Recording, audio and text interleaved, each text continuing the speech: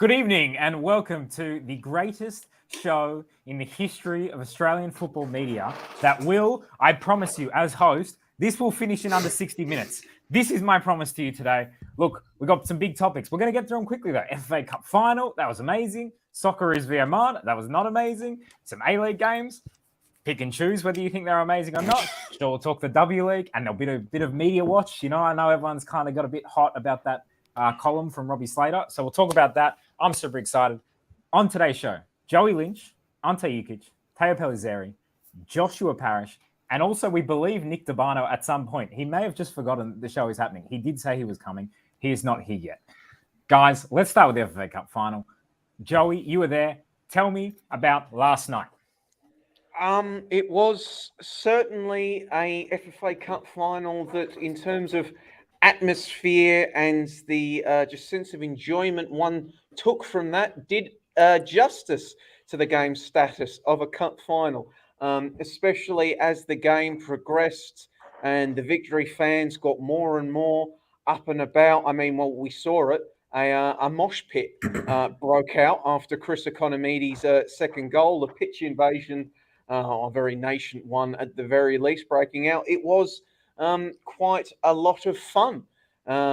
Great sense, as I said, great sense of occasion. The Mariners had a decent travelling contingent. Wasn't certain exactly how many fans clad in blue and yellow would actually be at the ground when I was making my way there, but they certainly came down, gave some noise. So yeah, in terms of everything surrounding the game, a lot of fun.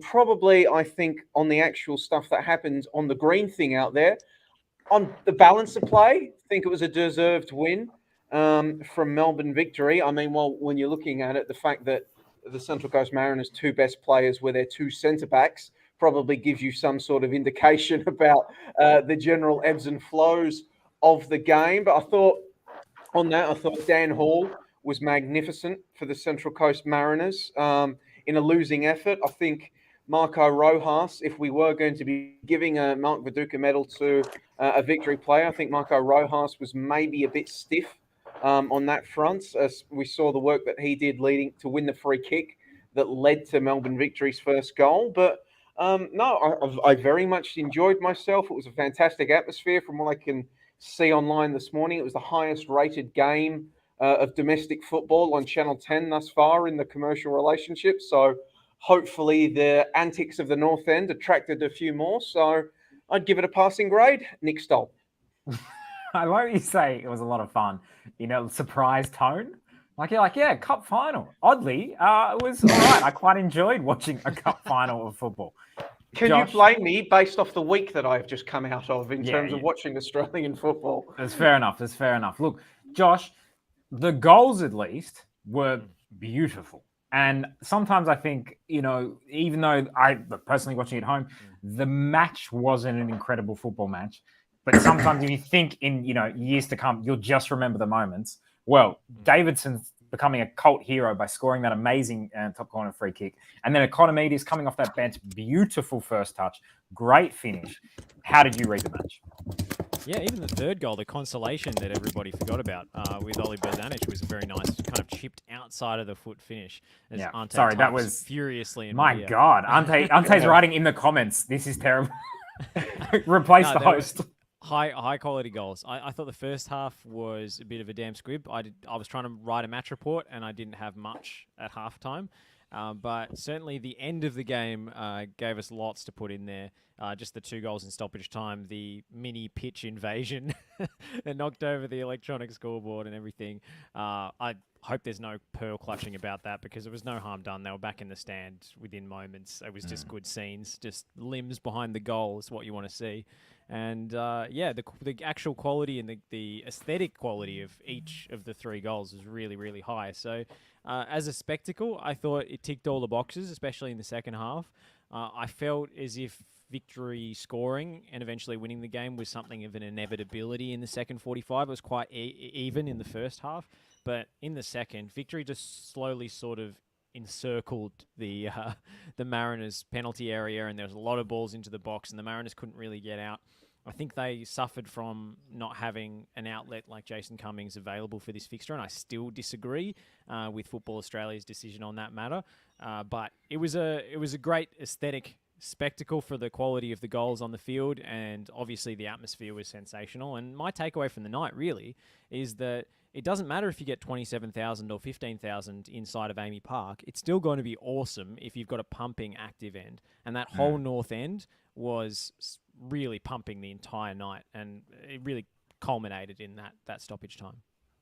Yeah, I think I said it a few weeks ago, but my biggest primary concern right now in Australian football is that people who are going to games are enjoying themselves. And look, a lot of times the low numbers of people who are going to games are not enjoying themselves, and that's a massive problem. But it seemed like last night that everyone in the crowd had a great time, and that there was all good vibes this morning about it. Ante, our resident Calm Your Farm, let me tell you the problem with the final. Let's get into your thoughts. Tell us why we are wrong to enjoy such a spectacle. Just allow me to unmute myself first. Hello, everyone. Yeah, it wasn't great for the first hour. It sucked. However, I will agree with you on that. It was a bad game. It was honking. Like, there were just like straight passes under no pressure whatsoever. Crossing inshallah basically by 60 minutes. But the goals were spectacular. And I wrote about it this morning. Those who haven't read ESPN, Joey's basically used most of the points that were used in that article. I watched the game as well, aren't I? No, okay. I know. I'm only making fun. But the Cummings unavailability, however unfortunate it is, does provide a what if with respect to the Mariners' ability to take a punch in that second half, because that was what the first 15 minutes provided.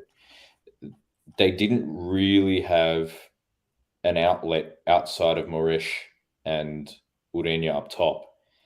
And if Cummings played, they do have a kind of outlet deeper on the pitch because they do play in very similar ways. Flat back four, like in really early phase of possession, the fullbacks stay really flat, and it forces the wingers to retreat to the ball and incorporate the plays around them. The game wasn't great. And in context of what we did see this week, it's hard to suspend that. And it's hard to, I know I can understand those who do, but it's hard to get lost or intoxicated in the sense of occasion last night in the context of the cumulative effect of Australian football at a domestic level and how that impacts the national team. But there was a lot of heart in that game, I'll say. Yeah, not a lot of soul, I guess. Bastard. Is that what you're trying to refer to after your very well-received ESPN piece? Look, Josh, I want to ask you one thing about Cummings as we welcome Nick D'Urbano into the chat. Hey. I don't know what time your watch says, but you need to get it reset because we all agreed 7 p.m. start. All right. I'm not one to be punctual, that's for sure. Yeah. But turning up 8 minutes late into the stream, we will forgive you for this. Josh, I wanted to ask you about Cummings. In my opinion, football history, football heritage is built on perceived slights. All right, as we, whether it's 30-year-old grudges that you write about in the, a national paper, whatever it is, right? I think the Central Coast Mariners fans should be furious that Cummings wasn't allowed to play. They should be holding on to this. They should be at home saying, you know what, the FFA favours victory or something, and they should hate victory now. And I think hate drives football as much as love. So, Josh, what were your thoughts on the Cummings situation? Give your haters a show or something? No. Cummings should have played. On the one hand, I agree with their argument that they were able to play their semi-final on the agreed date and Victory weren't. So therefore, as per the competition rules, you can't sign a player who's going to be eligible to play the final if it's after the semi-final, which is a pretty lax ruling, by the way, for a cup competition. But theoretically, even though they didn't, Victory had 11 extra days to sign another player. So it wasn't exactly a level playing field in that regard. But even putting that aside, it's a COVID-impacted tournament. They've had all these rescheduled games, have a bit of flexibility. And also, just make the decision that's going to result in the most fun outcome. And the more fun outcome was for Cummings to take the field. And I think we've got to think about this in Australian football. Like, just make the occasion as big as possible. And him getting the camera cut to him for 5 seconds sitting in the stands was not the most fun outcome. Maybe we would have seen some incredibly entertaining antics at the Carlton Club at 3 a.m. from him if the Mariners had won. But still, I wanted to see him on the pitch, and I'm still disappointed about it. And I think, as you say, the Mariners should hold on to this grudge, just as, you know, Perth Glory fans have held on to the Parish penalty all these years. Yeah. Nick, you were at the game also last night. What was the feeling, you know, speaking after the match, Tony Popovic, how was he kind of summing it up? You know, because, you know, for him, it's quite he's already won a trophy. He's already kind of ingraining himself. He's now been successful he's won a trophy now at every A-League club that he's been at. What was his mood like post-match? I think the one line that summed it up was the one that wasn't actually in the press conference. It was the line that he said prior to when the cameras started rolling. So him and Jake Brimmer walked in, and we were joking about Jake Brimmer's medals clanging together, and someone made the reference almost to like when you put a bell on a cat, and you could hear him all the time when they're walking around because you could hear Brimmer coming in from a mile away. And then Popper said, it's a sound that you love. You're never going to get sick of it, the sound of the clanging of medals and everything. So he was in a great mood. He was very, very boisterous. He was talking about, you know, the fact that why can't we now go on and beat Vissel Kobe in an Asian Champions League playoff, ever defiant Popper in the way he is. And obviously, you know, he's got history in that tournament.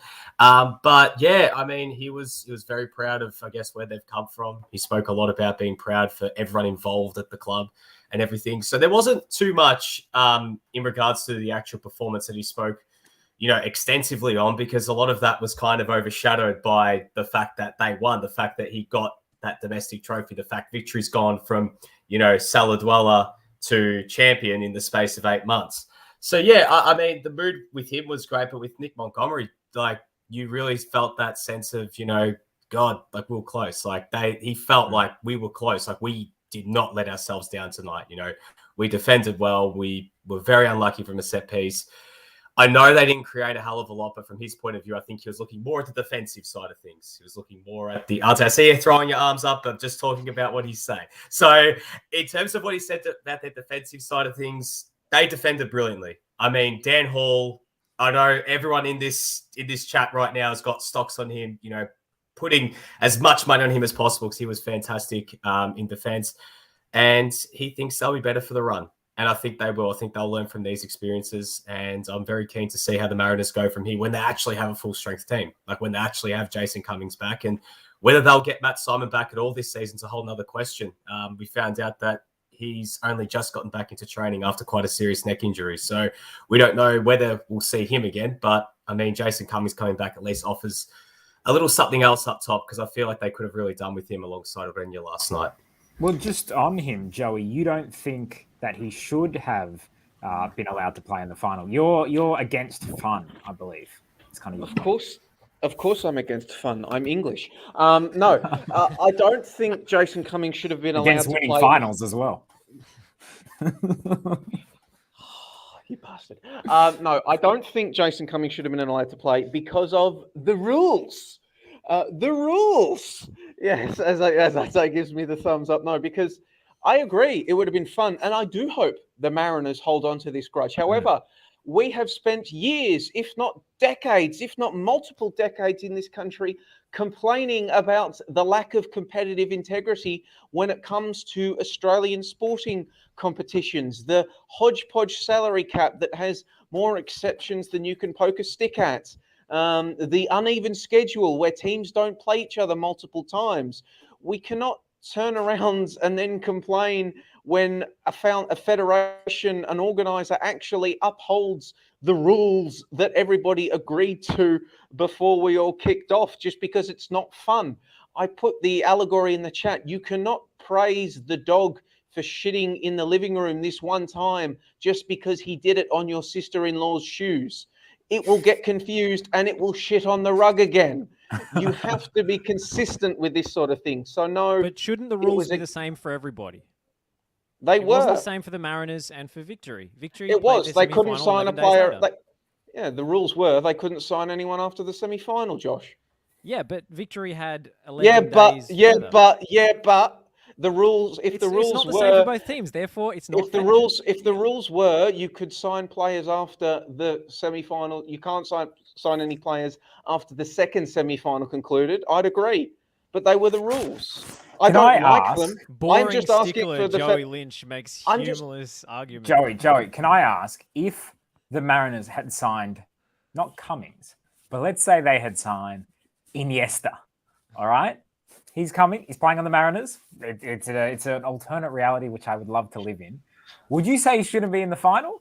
I would go to FFA's headquarters and protest myself. Who cares? No. They're the rules. Like the rules. we have to be consistent here. I'm with Joey, man. Like it would be. We've spoken a lot about the meritocracy of Australian football and the competitive integrity of these competitions. It would be inconsistent of us to now be very ad hoc in terms of the implementation of those rules. I'm absolutely with Joey. However unfortunate it is from the standpoint of the spectacle, it's reasonable. And that's that. Like I don't think there's much more to it. Quick point on Dan Hall, however. A couple of downers up there in the top corner. However, a quick point on Dan Hall. I haven't seen someone so technically assured as an Australian centre-back. I haven't seen many of them. Well, Matt still have it Sporanovic. because he's Fijian. Matt Sporanovic, I know, but he was from Melbourne. He's assimilated now. He's just like any other migrant here. We only exist under the terms of assimilation. Like, he's one of us. Anyway, Matt Sporanovic, Joe Šimunić, Trent Sainsbury. Cappy money. Legit. I think if he maintains a level this season, I don't. And I found it very interesting. The praise for roles while Hall has been this good to open the season, and that Rolls would receive a Socceroos cap. And I know Arnie is he didn't play. Has a very let's say he has a proverbial for left-sided centre backs, but I think Dan Hall is really, really good. I haven't seen since Šimunić. I haven't seen a centre back who is that assured dribbling out of defence, and I think he's got a lot of potential in him. But he's 22, so we'll see how much potential he has in him going forward. I mean, I'm 100%. I'm 100% on board with Ante. I called Dan Hall's first game against Sydney FC last year when he made his debut. I think he's absolutely fantastic. I would love to see him. If the Socceroos are supposed to have a tournament coming up, which apparently we can't extend the A-League season past, put him in that. We need to. This kid is good. Teo, just on the wider point of the FFA Cup, which will now be called the Australia Cup, and just quickly on the Australia Cup, does anyone have any objections to that name, or does anyone think that I'm getting a lot of shaking of heads? I think everyone's on board that it's an okay name. Is anyone super excited about the name? Thumbs there's up. There's an argument that this cup from 62 to 68 has its own history, and to merge it is a little bit misleading or whatever. But I don't really care. I think it's a good name, and it's Australian football didn't exist after 2005. Well, it doesn't matter. Let's just name it. I mean, we've ground zeroed everything a bunch of times, so it doesn't matter. But the two trophies look like suspiciously similar. So the old Australia Cup, which was, I think it's one of those stories where it was found in a skip or something, and then restored, and then the new FFA Cup actually have a very similar aesthetic. So I think that's a good enough reason to align them. Yes, good evening at the 19-minute mark. So, hi Teo. Sideline commentator. Let's move on from the game itself, and I just want to hang out there. The name change. Let's get back to the things that whet our appetite and made the FFA Cup so great. If the borders open, we need to get back to the culture of bringing in guest marquees. That has disappeared from the last 3 to 4 years. A more defined fixture. COVID has really ruined the ability to build up to cup ties. And I was particularly interested in how many corporate boxes were occupied at Amy Park. I was told it was about a third. because when you only have a week to build up to the final, again, it's really hard to sell it as a date. We probably need at least a month between the semi-finals and the final into the future. It's a credit to Victory fans and a credit to the Mariners fans who travelled that they made it the occasion that they did on short notice. It's only going to be better with more time to build it up. And the other thing that I think was sadly missing this year is it's a great measuring stick of NPL versus NPL. And we didn't get much of that this year. We did get a cup set, and the cup sets are always great, and credit to RPF for knocking out Wanderers. But NPL versus NPL, I go back to that Sydney United versus Heidelberg tie that was decided in extra time. That's what the FA Cup, or the FFA Cup, or the Australia Cup, pick your name, is what it's all about. And so I hope we see a return of all those things as soon as possible, border situation permitting on guest marquees, but certainly, hopefully, COVID is not as disruptive. And let's not forget, I think the draw, Josh, is going to be done in Victoria for the next round of the tournament. And if anything, in the first week of February, that's actually a little bit later than normal. So we might have even had the final played after the initial rounds of qualifying had started for 2022. So it never stops. And that's another thing that makes it a wonderful competition. I agree. I think it is a wonderful competition. I think it's my favorite competition. It is a true national competition, which I don't think there's many other where you can get professionals playing amateurs. And I think it's a great competition. I wish it kind of got more respect in the wider world, but for now, we'll just have to be the ones to enjoy it. Let's move on. Socceroos 2-2 with Oman. Qualifying, let's be honest, we're in massive trouble. We're probably going to go third. Will we even beat the UAE, who's likely to be third in the other group in the Intercontinental Playoff? And then we're going to play against the fifth team in South America, I believe is Peru at the moment, which, I mean, I don't know about you guys, but I look at all those teams vying for that fifth spot and none of them really look like, oh yeah, the Socceroos could beat them. So, Ante, you wrote in your piece that first half was one of the best halves that I think we've had under Arnie. Am I correct? Give me your assessment. Why was that first half so good, and then what happened after? I'll look at it like this. Like I said in Friday's yarn, I think you have to look at that game and that half, let's say, within the context of how the Australian national team has played, not solely under the tenure of Graham Arnold, but before that, even under Ange Postecoglou. You look at that first half against Syria in Sydney in the second leg, the game against Honduras, which was arse, despite the revisionism over Ange Postecoglou in recent past. There was a pretty healthy relationship between defense and attack. We weren't creating much as a consequence. I think our first shot in open play comes after 40 minutes with Tom D'Urbano, but we weren't giving up much on the other end. And so, as a mere consequence of Irvine's positioning, one, we were able to feed Drogic, but two, we weren't as susceptible in defensive transition. And that's probably the bigger attribute here, or the bigger aspect and dynamic of Australia's first half. Because that's probably been one of the major aspects or susceptibilities of Australia. It's because of how we play in attack, we become susceptible in transition. And in the immediate phases, how the opposition is able to play through us, because they're not having to turn towards their own goal, they're not scrambling, they're staying in front of the ball, and they can immediately sprint. And that's predominantly why we have been so shaky in that area of the game. But something I did also write about in that piece was, and it was something you could kind of see in the Vietnam game. The coaching staff wasn't fully sold on the idea, and they were kind of only dipping their toes in the water when it came to Irvine. But what gets me is, why now? We were just as likely to finish third before this international window. If anything, our chances of making that qualification window have increased because we've knocked Oman out of the window. Why now? Why not before? Why did the Australian public, and why has the proverbial hit the fan now? You know why? We were dropping shit performances, pardon my language, despite wins. Because we can only interpret football, and I say we as in the wider Australian football public, through the lenses of results.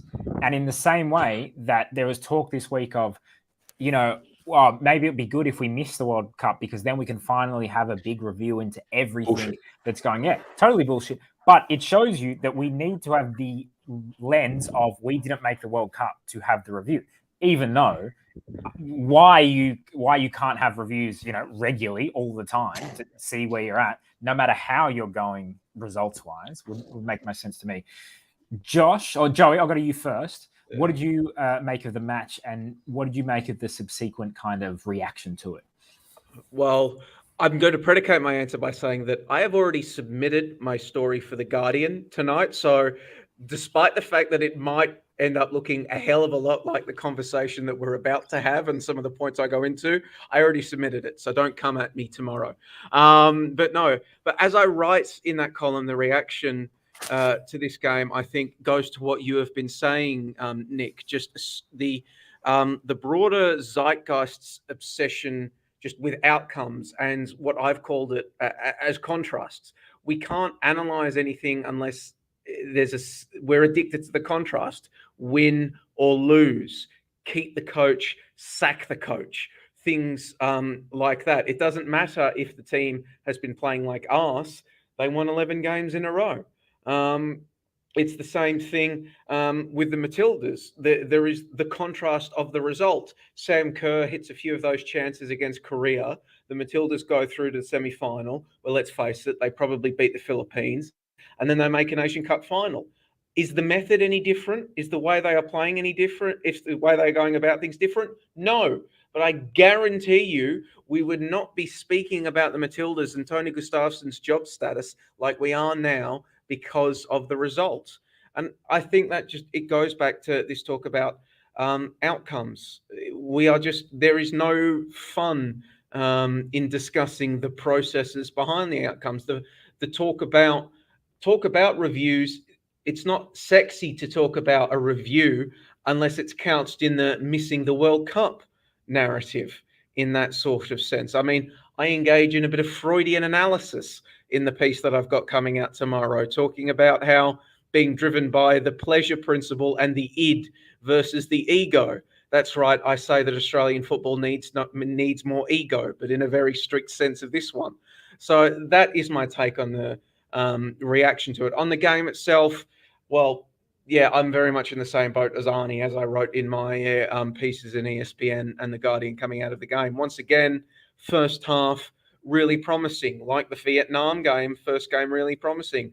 And as I said in my Guardian piece after the Oman game, just the frustration. Why are we only seeing this now? It didn't have to be this way. We've seen that it can be different. I mean, I don't know whether or not it was thinking back, it's very noticeable that Arnie, in the lead into this window, started talking about not messing with what players were doing at their clubs. And that's what he tries to do.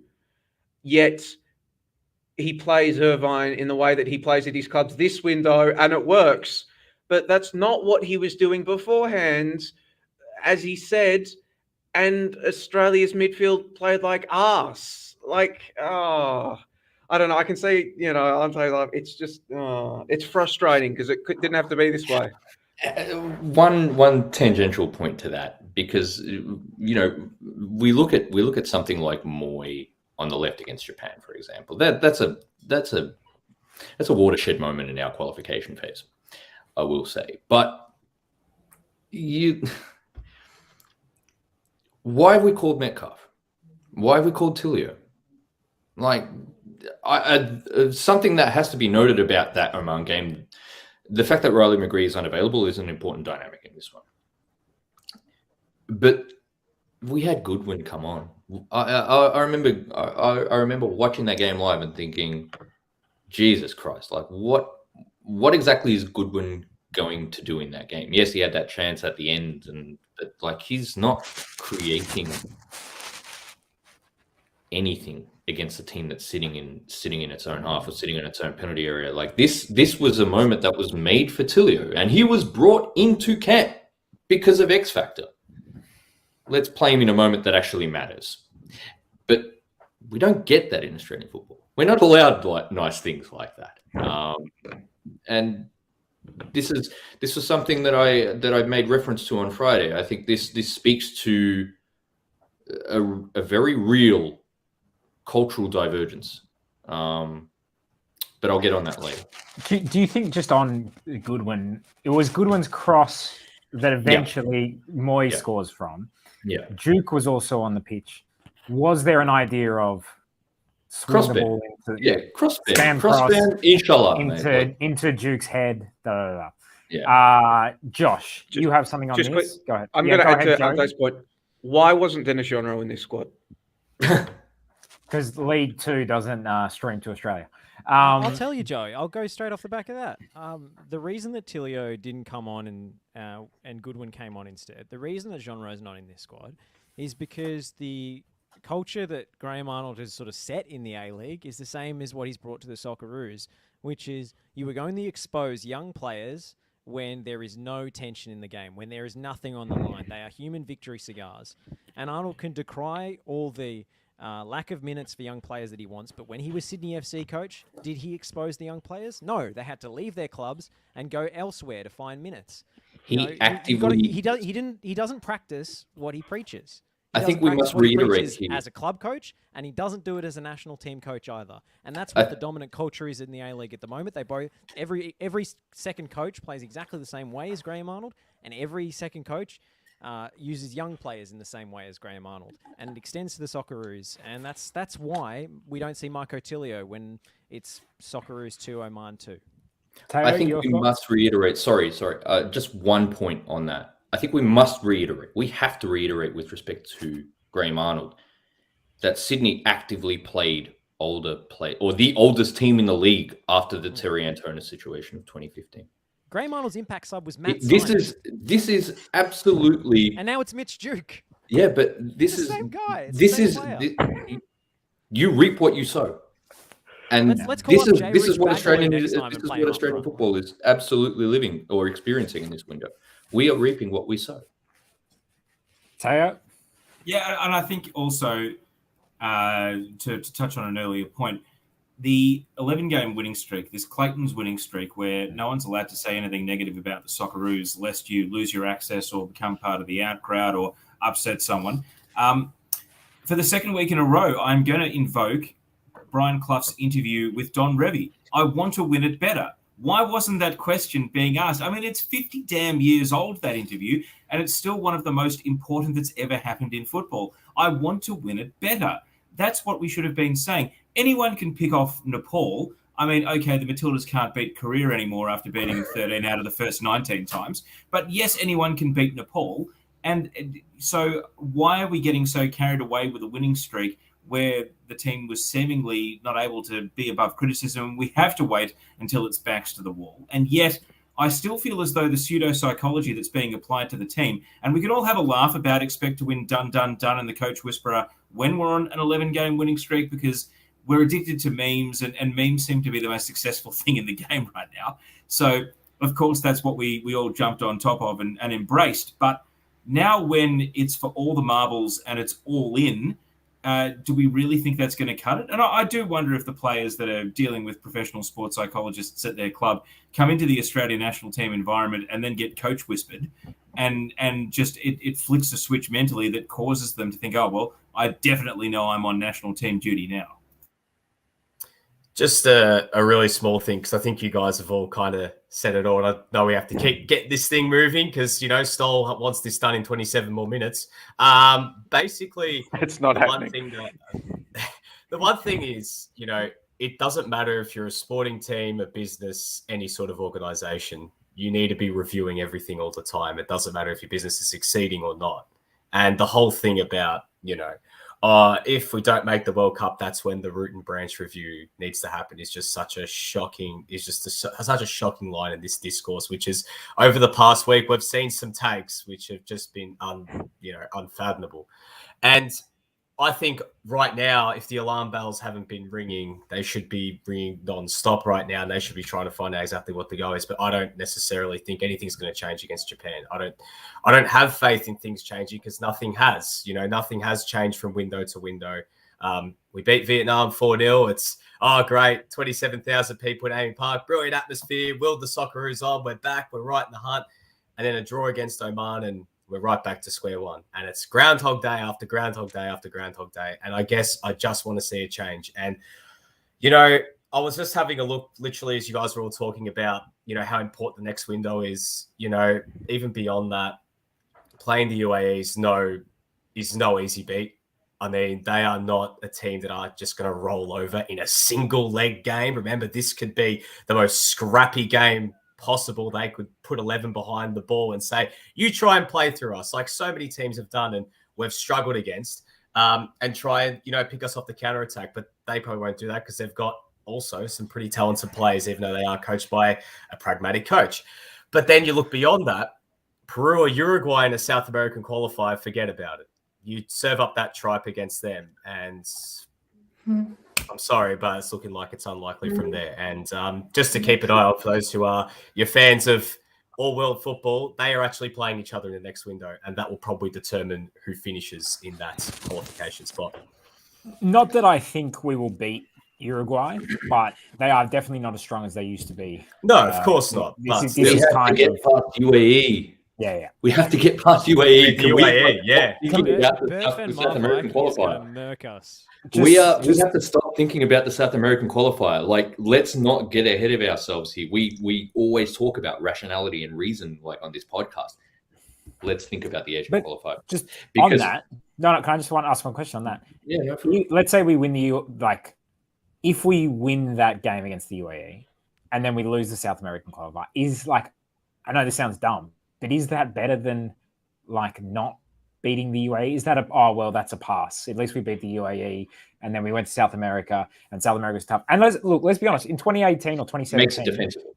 I don't think Ange's Socceroos would have beaten a South American team either. I don't think that team would have beaten. I don't know who was fifth. I think it was Peru who was fifth from memory. Yeah. I don't think we would have beaten that Peru team in a two-legged playoff. We did the World Cup. It was a different coach. It was Van Mark who was coach. I would also say, in terms of reviews and stuff, there should be a review after every World Cup, especially after the last three, where we've gone to and barely done anything. I mean, when the last time we won a game was Serbia 2010, and we were already out. I don't know. Joey, you shouldn't.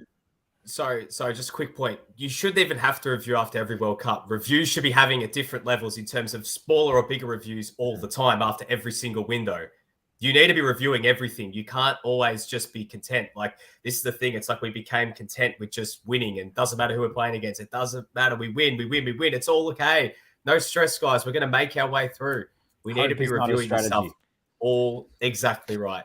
This needs to be reviewed, not even yearly. It needs to be done every 6 months, every window, whenever there's an opportunity, because the football landscape, we all know, it changes so dramatically in the space of months, let alone weeks. So you got to keep making sure you're staying on top of that, and just go on every phase.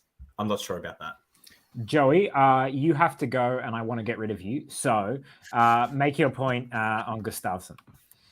Yeah, so I imagine that is the hallmark, the signal that we are moving on to the Matildas chat. And I imagine you all will get into a lot of the finer points surrounding Gustafsson's tenure. I know Teo is planning on coming in off the long run up, but I think examining the discourse around Tony Gustafsson's tenure as Matilda's boss over the past week, and this is something I touch on my Guardian column that should be coming out tomorrow as well. Do you ever give an answer without plugging a column? I give my. What do you want for a coffee? Well, actually, I touched on this. You're more of a salesman than some of the people in Australian footballing operations. I touch on them because I don't want people to think I'm just sitting here with a notebook, stealing national curriculum talking points and putting them in my column the next day. But I think a lot of the conversation around Gustafsson is not focusing on the right things. There's been talk around all of the challenges structurally that Gustafsson is needing to overcome, the multiple different things he is needing to do, broaden the base, bring in more talent, as well as get results. and all of that sort of stuff. And I acknowledge that. Those are real problems. In the event that those are the problems Gustafsson needs to face, however, I feel as though the conversation needs to be, has Gustafsson demonstrated that he is capable of actually delivering on those multiple challenges? Yes, the Matildas need to broaden the talent pool and they need to get results, and that's a very difficult thing. Fine. Is he capable of doing that? That needs to be the question, not just a conversation around, oh, well, this is so hard for him. Fine, it's hard. It's a national team job. It should be hard. Is he capable of doing it? That has to be the question. It's like all the different, COVID's been hard, getting players. The players, have been injured. He's been traveling to find things out, play them in different roles. They don't play enough. They play too much. Congratulations. Can he get them playing well enough is the question, not what's he had to face down. It's not a matter of, he's not facing off against, and it's a matter of, he doesn't need to be better than the circumstances that have faced him in the years, but he needs to be better than the team that plays against him. He needed to be better than South Korea, and he wasn't. That needs to be the focus. Can he overcome the problems in a manner that makes him worth keeping? Maybe he can. And following on from that, if he is to go, do we trust Football Australia to actually find a person that can do that in the next 18 months? So with that, I am going to log off. I will see you guys later when we all get ourselves fired for Media Watch. Bye, Joseph. Joey is gone. That is good. And you know what? Let me explain. What an upgrade we're getting right now. I remember in about 2003. It's just like signing Luis Suarez in January. Yeah, that's it, man. All right, Pakua Frimpong is in the house. Hello. Yes, Pakua. Hello. Yes, Pakua. I'm happy to be here. I was racing to get here on time, but I made it, and I think it is an upgrade as well. What can I say? Confidence. It's like a run-up video. First thing, look, I'm better than everyone here. Exactly. Let's all just say it. Pakua, welcome to the show. Your thoughts on what has transpired with the Matildas kind of since last Sunday, so obviously the loss to South Korea, but then also the wider discussion that I think it was interesting to see how upset people got in both directions. For me, I'm not surprised. I know there was a lot of talk on Twitter about potentially getting a new manager in and getting rid of Tony stuff. So I think unfortunately, Football Australia, they've locked themselves into this. So they can't get rid of Tony Stuffs, and they've got to stick with him until the World Cup, for better or worse.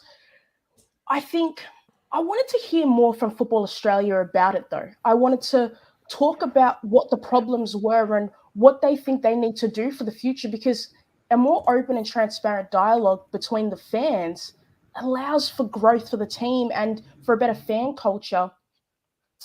I think a lot of changes need to be made in terms of the selection and the playing style.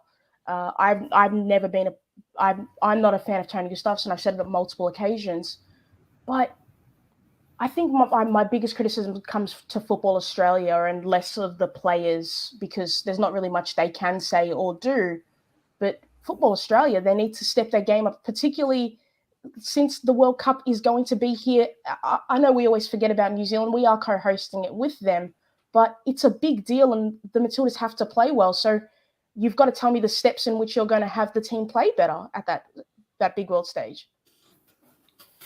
Cool. Some excellent points. I'd like to seize upon what you've said, because this last week I've consumed a lot of media. This is probably the most media on one topic I've consumed since the Essendon supplement saga, or as non-Essendon fans call it, cheating scandal, broke in 2013. And maybe the two cases aren't that different after all. And I'm not going to be cute about what I haven't consumed. I'm going to name drop them so people don't think I'm talking about them and subtweeting them live in person.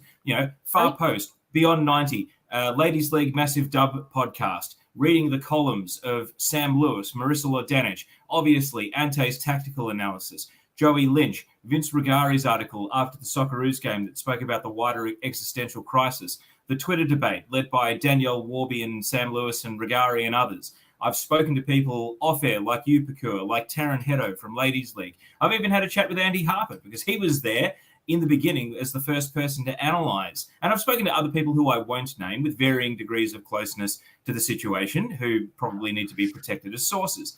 And it's led me to the conclusion that in the last 7 days, I haven't heard or seen the evidence that there's going to be a change in operating roles or responsibility to make it fair to say that some of the problems will be solved. Those being the tactical ineptitude, the mental application, the people management, and what I like to call bedside manner of how we let people know that they haven't been selected for the national team, the bad PR, be it hijacking your own press conference to talk about Ash Barty or wearing a scarf on the sidelines or just not living in the country, which I mentioned last week. And of course, then, last but not least, the actual results. Now, I called it Operation Narrative Shift.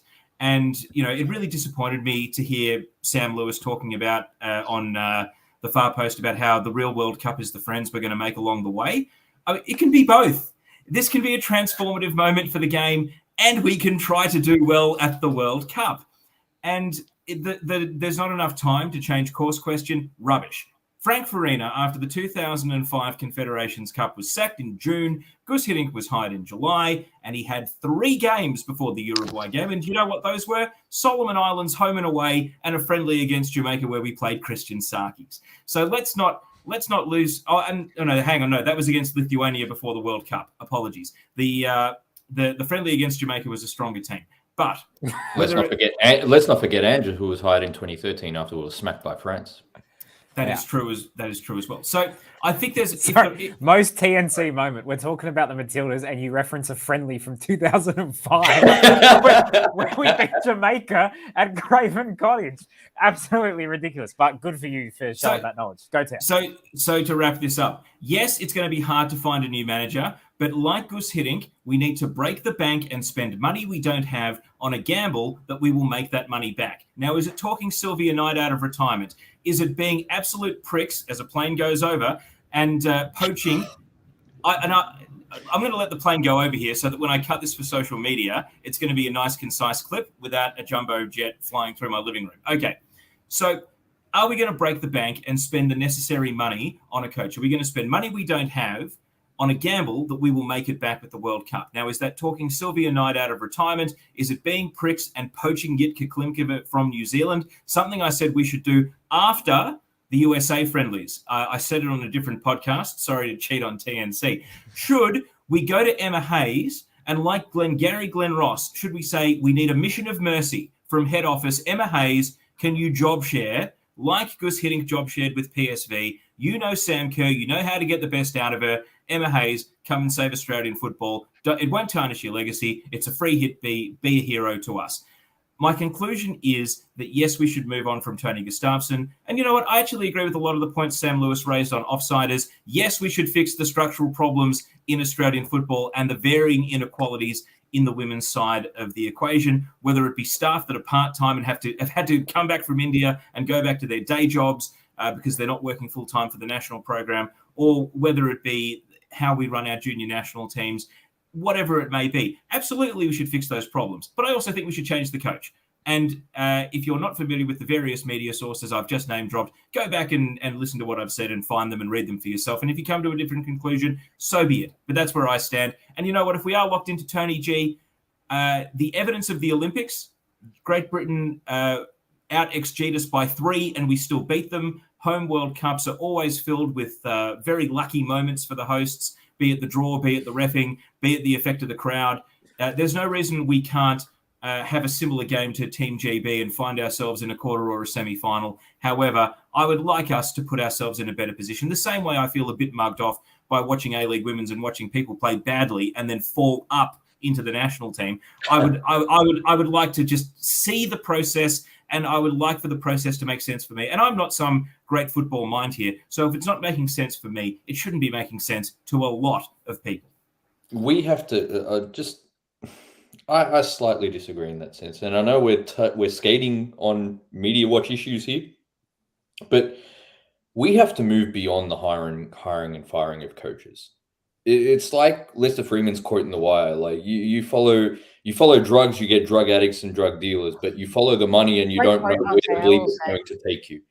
And that's how I feel with respect to the decisions that are made. How are the coaches, deemed adequate? How is their view of football deemed conducive and compatible to how Australia plays its football, both in a continental, in a domestic, in an international sphere? I think that's a good point. I think that's a point as well with regards to the Socceroos. But also, absolutely. Don't you agree? Look, we need to review the way that we analyze coaches and if you put a technical director in there and what their scope is and all that kind of stuff. But the World Cup is in 2023. You think about what we've done since 2018. There was a period of time where we went 6 months without a technical director, and our technical director now is still sitting on 5 chairs at the same time. Yeah. And you think about the de facto technical director.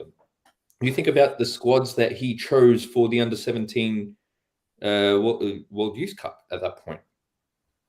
Like, they were all top ages. They were all early 2002. Like, this is what I touched on. Sorry to pull a Joey here, but this is what I touched on. We have a fundamental misconception of what constitutes functional teams in Australia. And I think we need, we need to get to the bottom of this, which is more important than who hires and like the hiring and firing of coaches. No. Sorry, Kua, go on.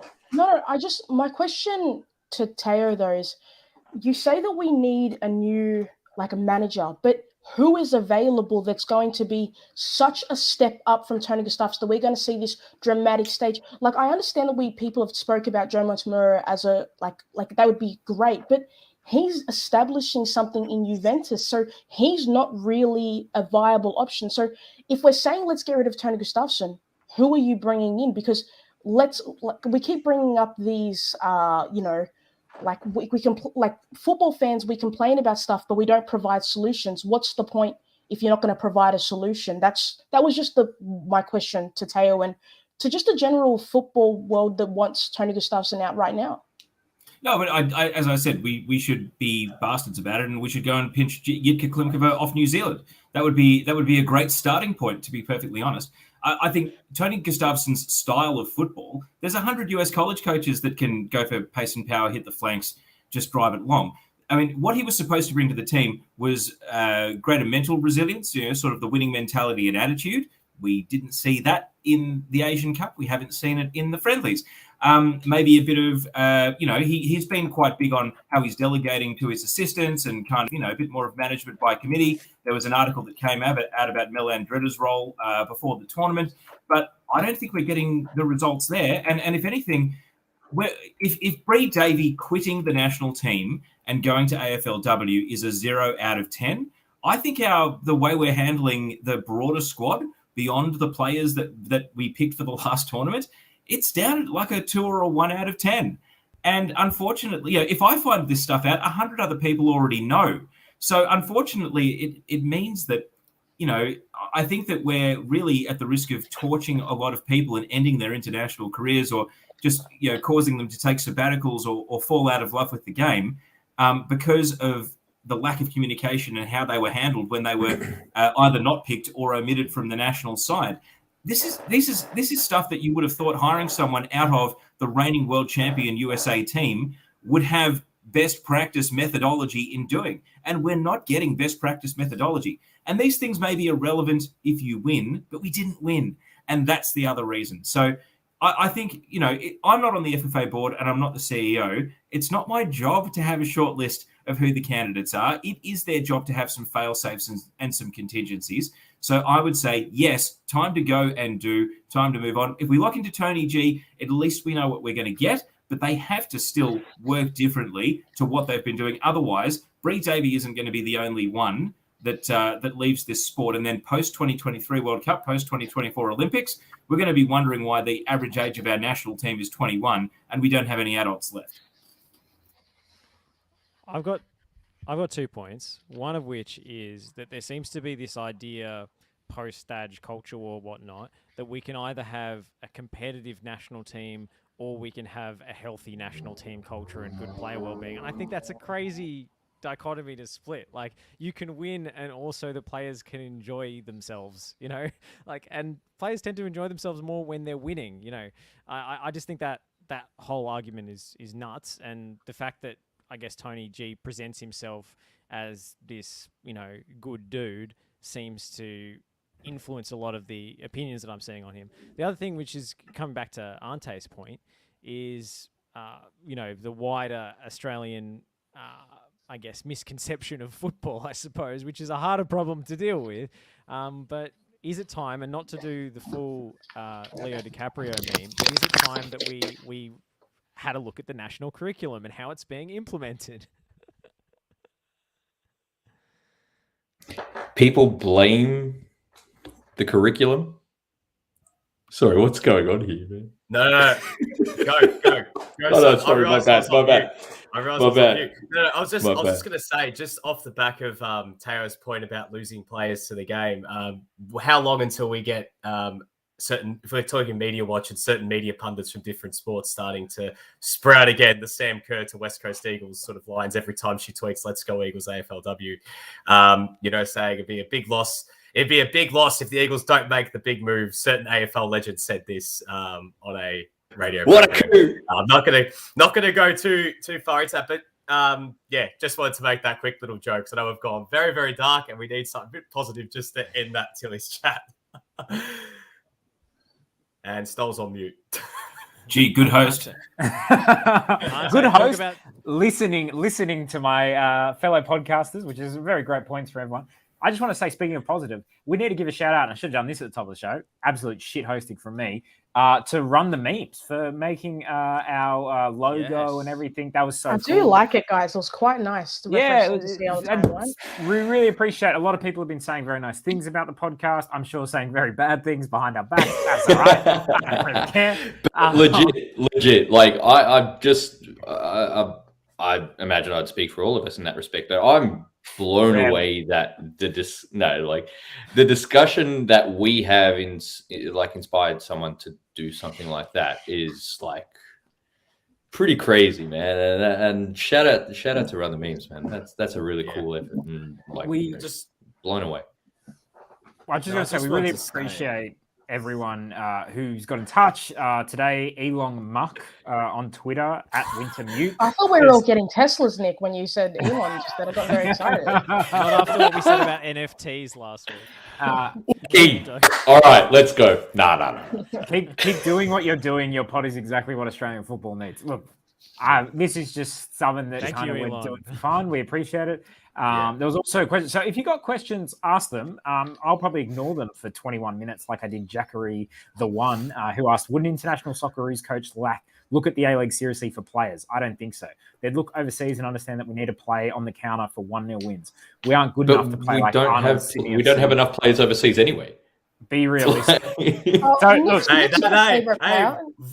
Volpato to the moon. Volpato straight in onto the wing. This guy gets selected for the under-19 squad, by the way. Look, Jackery, we didn't answer your question at the time, but then Josh was taking care of it on Twitter. He was ignoring whatever we were saying and responding on Twitter. So we do appreciate everyone getting in touch with the show. Pakua, do you want to wrap up the Matildas chat for us before we move on to the thrilling A-League games that were this weekend? I don't know if there's any more to be said. I think we have to wait and see what happens. And unfortunately, there's not a great track record from Football Australia in terms of handling football in this country very well. So once they make their first move, I'll comfortably be right there to either criticize or praise them for their decision-making. Yep, I think everyone is lined with that.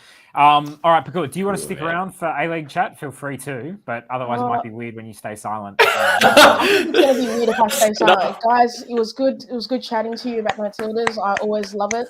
And I'll be Thank you, Pakua. See you guys. All right, well done, Pakua. All right, let's move on to the A-League. Western Sydney Wanderers 0, Western United 1. Ante, Nick, you are AC Milan fans. AC Milan once won a title I think they played 34 games and they scored 36 goals. Fabio Capella's 93-94 season. Is John Aloisi the Australian Fabio Capello, and is he going to win this title 1-0? Fabio I'm Capello sure he'd didn't love have to peak think so. Boban. Yeah. Oh, sorry, John Aloisi didn't have peak Boban. Anyway, let me just say that, let me just preface this by saying I have watched no A-Liga during this international window. The only A-Liga game that I have watched was the Western Sydney Perth game. So I'll leave you to it, guys. Can I just say, just in regards to that, Nick, I'm sure John Aloisi would love to be compared to Fabio Capello in a holistic standpoint. But in terms of Western United, look, I didn't see much of yesterday's game because I was obviously in transit to the FFA Cup Final. From the first half, though, Teo, obviously you were pitch side, so you probably got a much better view than I did. I mean, the Prijovic goal was taken really well. I know we've had some doubts in regards to how they defend with both Prijovic and Diamante on, but he scored the last couple of games, so I mean, it's big tick from the results standpoint instead of processes. But the one thing that I've really noticed from Western United, and we spoke about last week, is just their ability to defend the lead. Against MacArthur, that was, in my opinion, you have to look at that in context.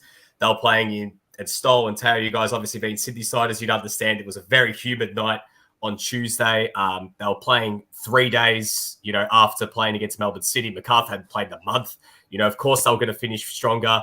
Western United rotated their squad that game. But yesterday was, a pretty decent result. I know that Western Sydney had a couple chances to win the game and probably should have at least scored once. But you know what? They keep on winning. They keep on, to steal a line from, if we're going full pop culture references here, Jeff Goldblum from Jurassic Park. You son of a bitch, you've done it. Like, how the hell are they still doing this? Like, they keep on winning 1-0, and they can only win 1-0. We saw when they scored 2 goals. It just wasn't possible. The world, said, no, we're taking this away from you. Like, it's just not going to happen. But, it becomes like a self-fulfilling prophecy as well, because they go 1-0 up, and then suddenly they think to themselves, we got this. We're 1-0 up. We're the kings of 1-0 up. Teo, you were pitch side. Yeah. Teo, you were pitch side. Tell us about what you saw with the best view in the house. It's amazing how little John Aloisi actually talks to his players during the course of the game. Most of it was around encouraging the press in the first sort of 20 minutes. But then in the second half, the most interesting thing I observed was he shouted easy to Diamante and Prijovic as they were trying to press the ball, and was barely beyond the halfway line, not much beyond halfway. And Diamante turned around and blew up at John Aloisi on the sideline. And I thought, how curious is that? But then when he got subbed off, it was all smiles and handshakes and nothing further to it. But Aloisi is a minimalist. Hayden Fox does most of the chatting to the fourth official. To be honest, there was such a degree of comfort to the way the game played. It was actually a bit of a shock that Western Sydney created the chance that they did. And, of course, they didn't take it. And Agawa's hit the post. And if it's 1-1, I think it ended a 1-1 draw. I'm not sure if the way the game pans out from there is if Western United load up to go for it again. I think they're satisfied with the point because they'd had a mental potentially shift in gears, as Nick said, after going 1-0 up. It's we've got this. And look, that was a slice of luck. But even after that, Aloisi shouts and shouts and shouts to get Nikolai Topo-Stanley's attention. And then once he gets his attention, Topo-Stanley just points to his chest or something, and Aloisi gives him a thumbs up, and that's it. So there's clearly, whatever he's doing during the week, the preparation to ready this team is entirely about execution. There doesn't seem to be a great need to change things on the run. I mean, we saw Rene Kuhn come on, get his first appearance. I don't know if we can read too much into it because it felt as though the game had descended into the vortex of Western closing this out until then. And away from the football, it's frustrating going to Wanderers because I thought that the crowd, I don't know what the official crowd figure was. RBB came in pretty late. It doesn't take much to make that stadium feel noisy. It's going to be incredible if and when they do fill it up. But I know it's the old cliche, the league needs a strong Wanderers, but they just need a better Wanderers that sells a bit of hope to their fans because even 10,000 per game, the place is going to be jumping. And it definitely wasn't jumping, and it definitely wasn't a home ground advantage for them at the weekend. So this podcast was recorded last week prior to the news that Rudin was appointed. What did you guys make of that appointment? Obviously, I think it was pretty harshly panned on social media. Josh, what did you make of them appointing Rudin?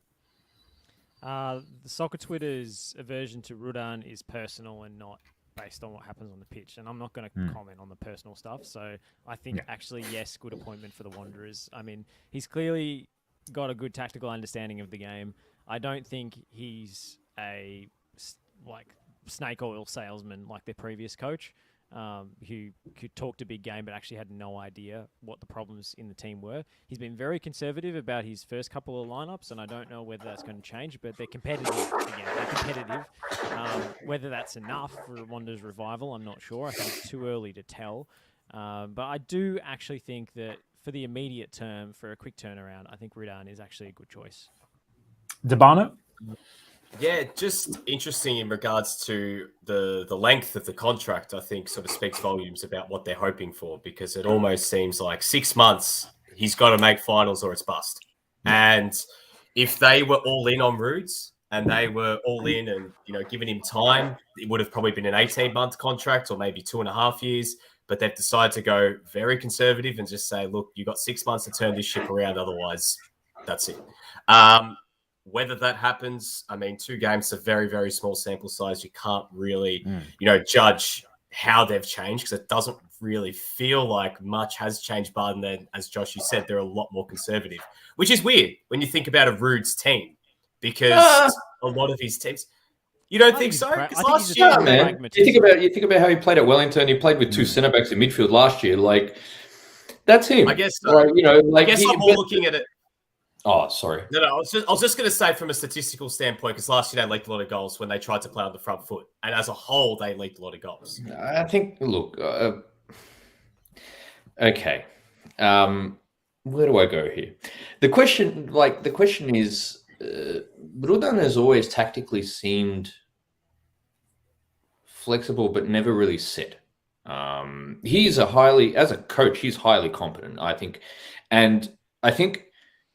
If I kind of want him and Pappas to do well to give credence or further credence to the idea that there are value in coaches who ply their trade in the NPL and put in the hard yards in that respect. I like, just for that alone, I kind of want Rudan and Pappas to do well, because that opens the door for coaches who have a track record below the A League and aren't Same necessarily. with Moon. That's why I want Warren Moon to do well. Exactly. I did watch the Perth game. I remember us talking about it before the game, like how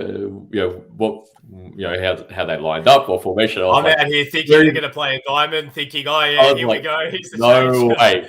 No way. There is like 4-2-3-1, like the Balkanac that he is. It's going to happen, and he'll play Ugarkovic back as midfield, and it gives them enough of a base because they do complement each other in a certain way. The question is, and I didn't watch the game last night, but I did see Antonis came on for Rodwell late in the second half. How did that go? You're asking people who didn't watch it. We only saw the first 45 minutes. I left just as Antonis unfortunately. Okay. Listeners, look, let us know, how did it go? Please inform us. We have Cup final to get to, man. What are you going to do? Yeah, the best analysis will not only be read out, they'll be invited on the show. All right, wrap this point up, Ante. We'll move on to the next game. No, but look, I think he will fit, but I don't necessarily believe. I'm consistent on the belief and the idea that hiring a coach doesn't solve Western Sydney's problems. It goes beyond the coach, and they need a more sustainable and healthier model, and that's not necessarily exclusive to the coach. Last thing on this one, Jack Rodwell for the Socceroos. Let's make it happen. Oh man! No. I hope he was joking. I hope that take was a joke. We'll get into it later. If I speak, I'm in trouble. Adelaide 1, Sydney FC 2. I heard it's the end of the job share. No, it's not quite the end of the job share. Because Ninkovic started the game, Max Burgess was on the bench. We know that neither of them can be on the pitch at the same time because they share the job and it's a contractual situation.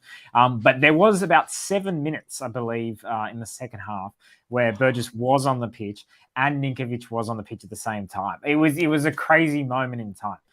Uh, How did this earth not explode? yeah, there's a couple of things from Sydney FC, and I think, look, Adelaide, it's the same things we say every week. The one day Isaias midfield is just far too limited. Javi Lopez, for example, on the Camp Sova goal, was just stopped moving, even though he was closest to the ball, which was an odd choice to make. But, obviously these are the consequences of employing Spanish players that should have retired a long time ago. Look, Sydney FC, they keep persisting with Bahaja. Corica keeps persisting with Bahaja. Surely that ends now that Lafondra is back firing. Does anyone see a future for Bahaja in the A-League that isn't just, he's quick, so we'll play him? Bro, like you think about Josh Sotirio. Josh Sotirio has played a decade in the A-League on the same basis. Someone will pick him up, like irrespective of what happened twice today. Hey. Eventually, after he'll come good. He'll come good eventually. It's like the airborne pig. He's still good. Look, another thing I want to ask, just on this job shedding, because we take the piss out of a lot, but Ninkovic and Burgess, how would you fit them in together? Because Burgess has actually done very well in the last 2 games that he's come off the bench when he's been playing in that same position that Ninkovic occupies in Corica's system, which is left-hand side, cutting inside. Burgess was the one who set up Bobo for the winner. He set up the goal last week when they played at Leichhardt. He played this kind of reverse pass into Camp Sova, who set up Caceres as well. So Burgess has his quality. Ninkovic has his quality. Why can't they be on the pitch at the same time? How can you make that work? I did ask Corica about this after the Melbourne victory game. And for him, Anthony Caceres is undroppable. Or not deserving to be dropped. However much... Can you fit those 3 on the pitch at the same time? Can you have Caceres, Ninkovic, Burgess in the same pitch? You could, but I don't think it'd be very good. Because, unless you put Burgess in midfield, that's probably the only thing. But you know what? I'd rather just put Yazbek and Amini there.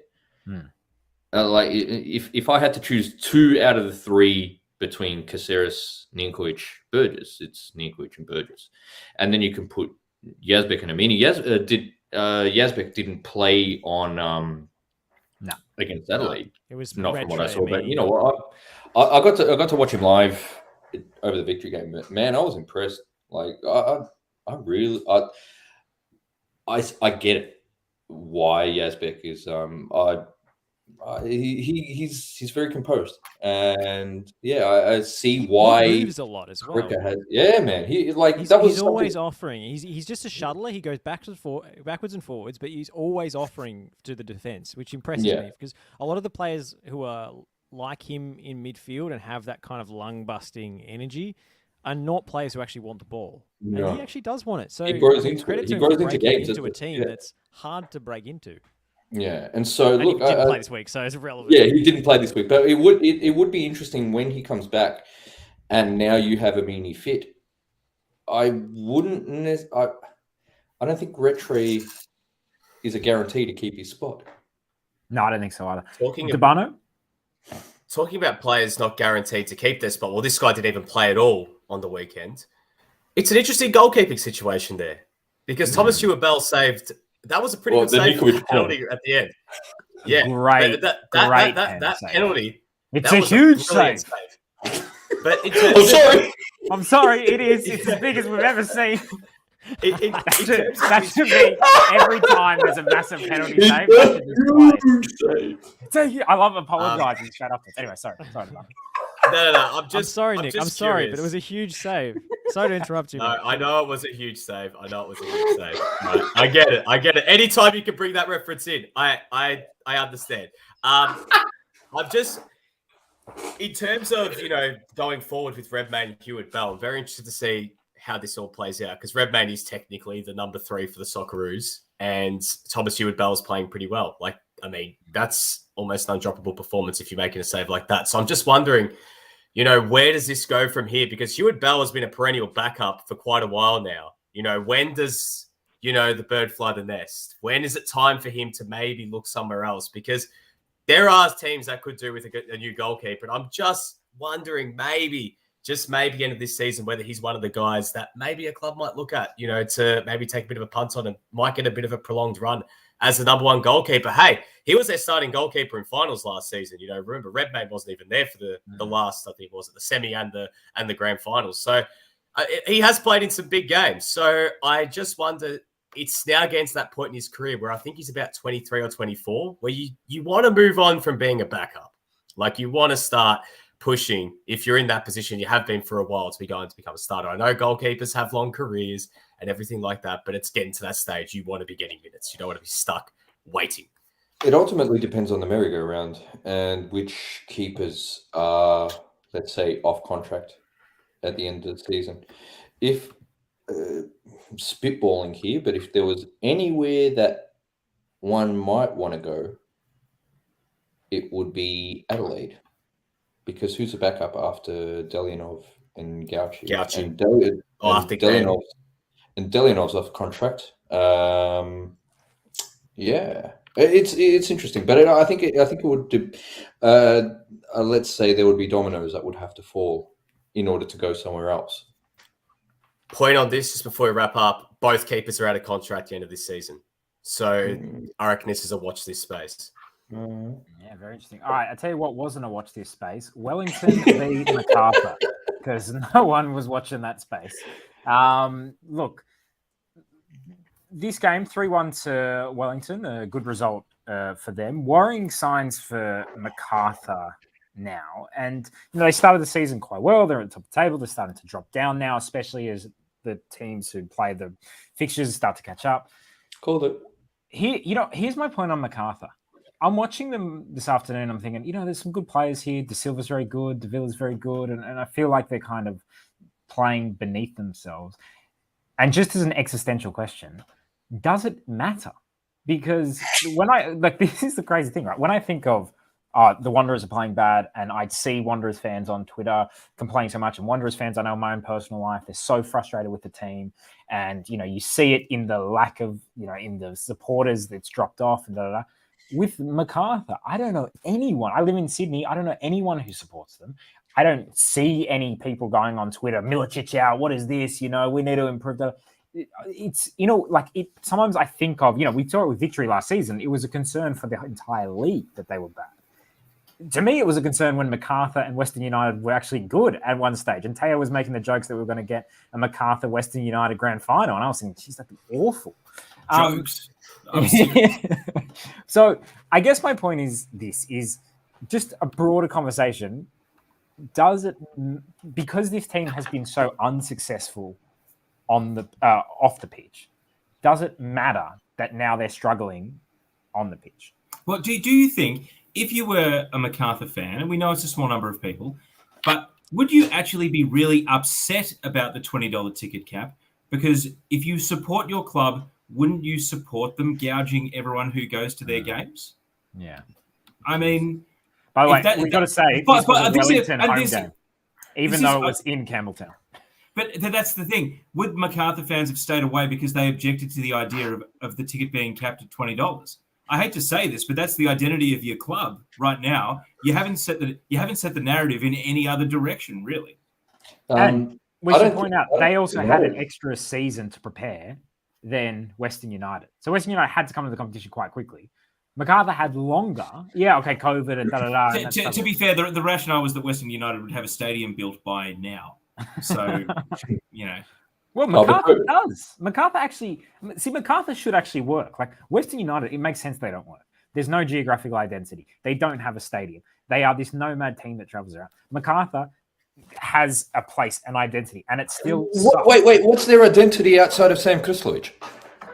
Well, yeah, that's a very good point. Yeah, it's the cowbell, and it's every team that's away to them complaining about being gouged over the ticket prices. I think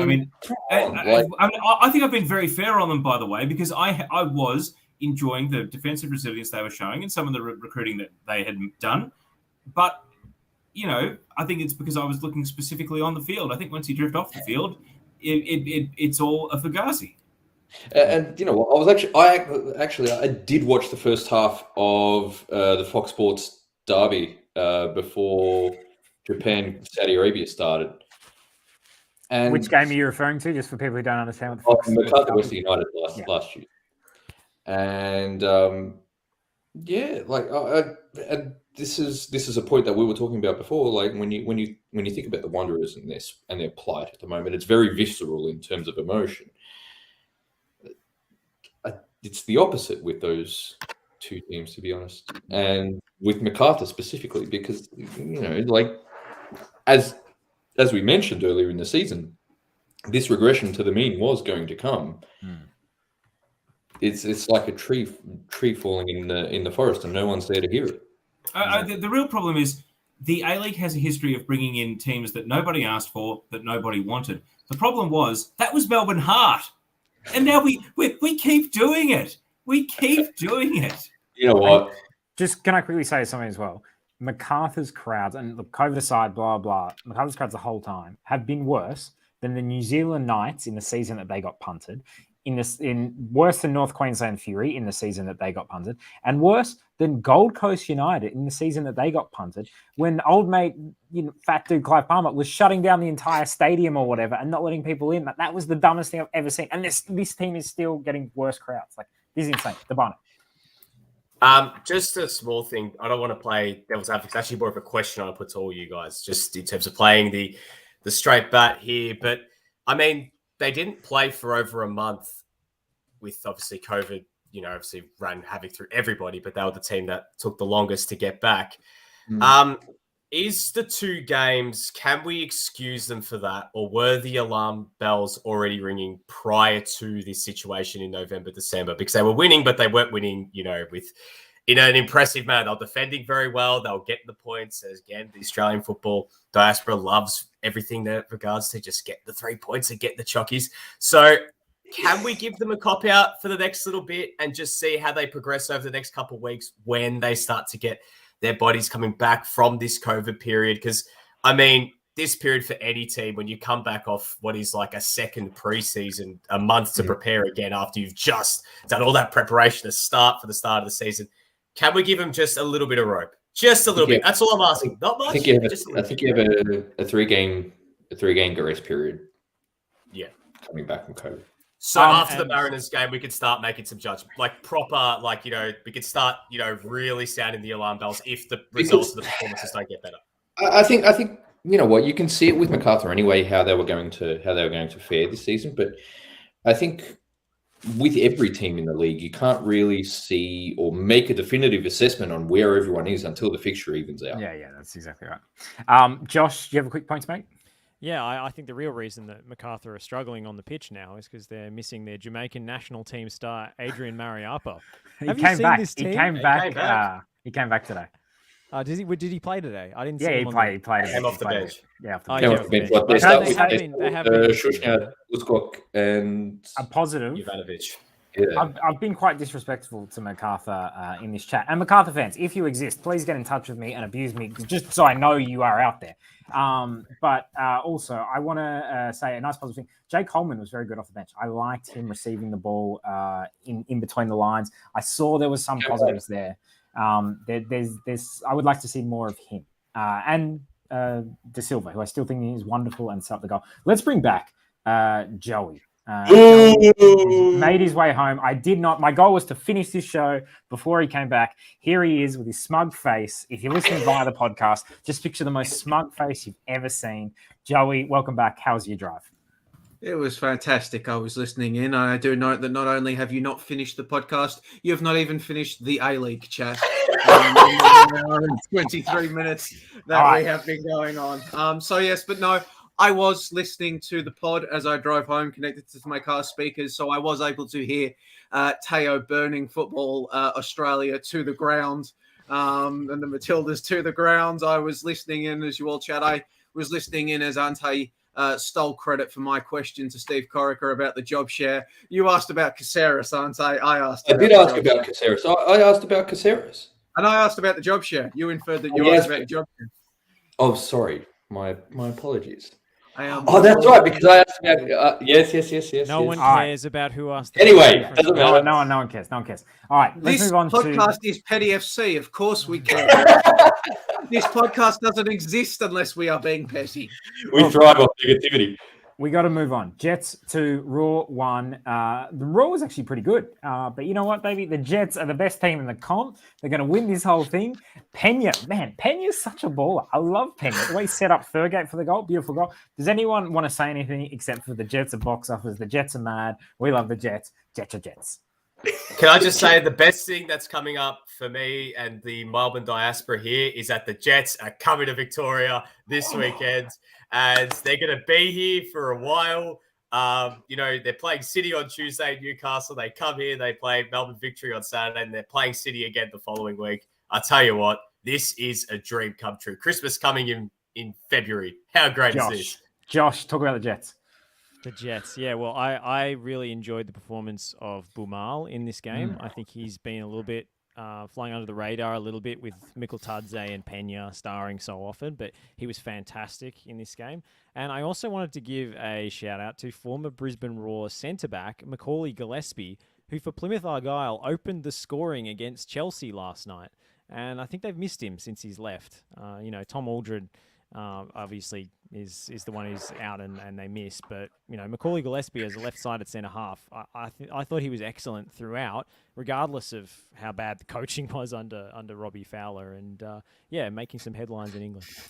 If we're going to give shout-outs for people performing in Europe that may have slipped under the radar, I want to give a shout-out to David Zrilic, former Sydney FC striker, former assistant coach in the RB Leipzig, and now assistant coach at Genoa. He just got a 0-0 draw against Jose Mourinho's Roma. Didn't see it anywhere today, actually. Didn't see anyone kind of doing the typical thing of the former A-League star who just... stop the Champions League winner or some clickbait headline that we could have done. So I don't know. I just feel like that went under the radar. So shout out to Driller. No bias from me, but I think he should be appointed to a job that is either Sydney FC or Western Sydney Wanderers, so I can continue to hang out with him and play beach football like Just saying, knowing Genoa's history, don't be surprised if you see him as a caretaker boss one day, because they sack coaches like it's the merry-go-round there. It's a new manager in every few months. And no, Christian Volpato was not on the bench this morning. So he was not. You guys and a keeping watch, because I'm still keeping an eye out, because I'm still waiting for soccer Twitter to explode again. And I'm keeping the peace for now. D'Urbano, I think we have to say goodbye to you now. Thank you so much for joining us as we definitely wrap this final segment up in less than 2 cents. So, D'Urbano, great show today. Absolutely smashed it. Much better than Joey. Well done. Thanks, guys. Chat soon. Joey is confident today. I just like to just take shots at Joey when I can. They hate us because they ain't us. Yeah, that's right. All right. Give your haters a show, Joey. Give your haters a show. Here we go. All right, this next segment is going to be called Media Watch. Now, all of us work in the media. Between us, we've worked at ESPN, at The Guardian, at SBS, at Optus, at Stan, at 10, at Paramount. So we can all... I freelance for AAP as well. Yeah, okay, all right, there you go. We can all potentially get fired, right? We can all get fired. We can all lose jobs that we might go for in the future. This segment could be dicey. So I'm allowing you to invoke at any stage when anyone asks a question to anyone, the Mourinho rule. Or you can just say, I will invoke the Mourinho, the Mourinho amendment. I don't know. The Mourinho. This is this. If you invoke the Mourinho rule, this is what plays. I prefer really not to speak. If I speak, I am in big trouble. In big trouble. And I don't want to be in big trouble. See, we don't want to be in big trouble. So we just want to talk about the Australian football media, and we want to keep our jobs. So we want to do so respectfully, but just because there was a lot happen this week. If there was, as Joey switches his background to the technical difficulties Simpsons slide, there was a lot this week. Let's just start with what happened today, which was Robbie Slater wrote a piece in the Daily Telegraph criticising Mark Bosnich for criticising Graham Arnold because he started criticising him based on something happened 30 years ago, and to me it was quite bizarre. It was very high school. What did you guys make of it? And I would just say, obviously, I have my own bias. I work with Mark Bosnich every week on Stan Sport FC. Go check that out. And I really enjoy doing that. But I just thought it was a very bizarre column that it was even published, to be honest. Joey, go. I think it was a waste.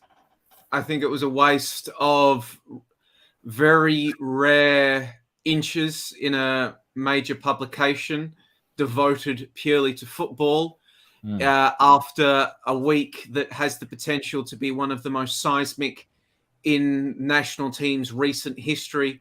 We basically went for, I don't know, what was it, 45 minutes, 50 minutes of chat surrounding the Socceroos and Matildas. And let's face it, we probably could have gone for 3 or 4 times as long as that, if not more. I think it was a waste that there was an opportunity to bring the discourse to a wider audience, to discuss these matters in a major publication, to make the broader public aware of what's actually going on. And it wasn't taken. It was the column, the contents of the column, the airing of 30-year-old grievances, the high schoolness of it. Obviously, that should have been done via phone call. I don't think any of us would. I know if I submitted that to my editor, I would have been laughed. I would have been laughed. Well, I would have done it via email, but I wouldn't have got a response. Or if I did, I would have been laughed at in my response. So I think it was a missed opportunity to touch on national teams, FFA Cup, anything that could have added something of value to the discourse. I think after the anniversary of the Socceroos Asian Cup win, Vince Regari tweeted that it's basically been all downhill from here. However, we did have the International Champions Cup and that amazing Joe Hart penalty later on in 2015. I think it's all been downhill since, I think it was December of 2015, and the late Rebecca Wilson writing that article with the SCG Trust leak that named and shamed the fans. And it was the case before, and it's been the case since, that the one news outlet in this country that can actually panic Football Australia, I don't know if they'll panic the APL, maybe they will, maybe they won't now that they're separated, but the one news outlet that panics Football Australia into a response is News Limited. So to see that be what ends up in a News Limited publication, basically a Twitter dispute, which could have been exchanged on Twitter, or as Joey said, solved via a phone call. Really, it's more about the editor than it is about Robbie Slater. And the curious thing is, Michael Caine hasn't reappeared because if anyone was going to draw a long bow between the Sport Integrity Australia investigation and the Matildas results, it was going to be him and it was going to be News Limited. And they haven't done it. And I think their non-participation in the Matildas discourse has been really noticeable. Maybe it's because the Oman result came just a few days later and the Socceroos considered to be more clickbait worthy or get more, higher verity score, if I may pinch a term from the sounding board. But no, look, it was unedifying, yes, but I think it's more a comment on the broader institution. But maybe it's also a comment that maybe now News Limited is starting to think that even when they could stir up trouble, they would rather starve the world game of oxygen, even by talking about it in a negative sense. I don't know. Is this what's been hiding behind the code paywall this entire time? Just personal drive-bys on people? Well, you know what? I might have to subscribe. No people are paying for that thing, so we don't know. Okay. I'd like to announce my new column, Why Joey is a Shit National Curriculum Host. Yes, a shot at Joey. Yes. I'll retweet that for sure. Look, no, can I just ask one thing? Why there's like an immaturity in the discourse in Australia, and it's this thing that we can't have two things be true at once. We seem to struggle with that concept widely with the thing of, do we have good players or is it the coach? It can never seemingly, be one thing. Do we have issues in terms of grassroots, but also can we fix the national team? But then when it turns quite personal. Like, wasn't it odd even when Bozza initially criticised Arnie, and there was a thing, he hasn't texted me and he hasn't spoken to me and blah blah. Like that's such an odd thing for that to start to become the debate. Ante, what are your thoughts? Don't get us fired. Look, I think that kind of matters with respect to the objectivity of the person talking on that broadcasting program. Because we've spoken about this many times before that Australian soccer is a cottage industry, and it's a very incestuous environment. Everyone knows each other. Everyone doesn't want to rock the boat. Nobody wants to rock the boat, and that's what's made this morning so shocking. I'm not going to air dirty laundry on this podcast, especially someone else's dirty laundry, but I'm not necessarily surprised by this and the fact that it's come out and the fact that there has been such a disintegration of their relationship, because it has been coming outside looking in. However, it's just unfortunate that after a week where we've had the chance to ask ourselves really important questions about where Australian football is, where Australian football can potentially be, how we value our football, how we interpret our football, how we interpret the players who play that football, and how can we improve on that we are descending into really cheap pulp commentary, and that doesn't even relate to the game itself.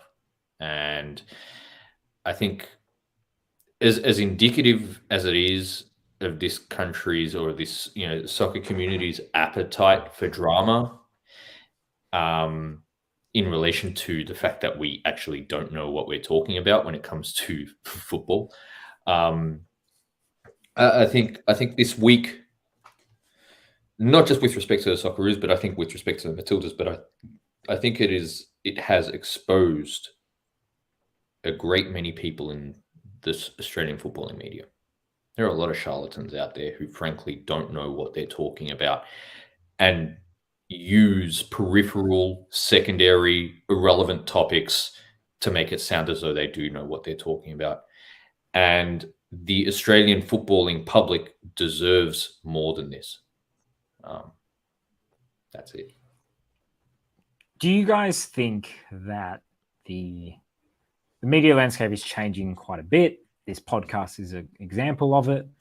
A lot of people are able to create podcasts, and people are now kind of becoming football media personalities through things like Twitter and Instagram and whatever else. They're not following, I guess, the more traditional paths of media that used to happen as much. You would work in the industry, you would go to uni or whatever, you would get a job as a cadet, you would work your way up.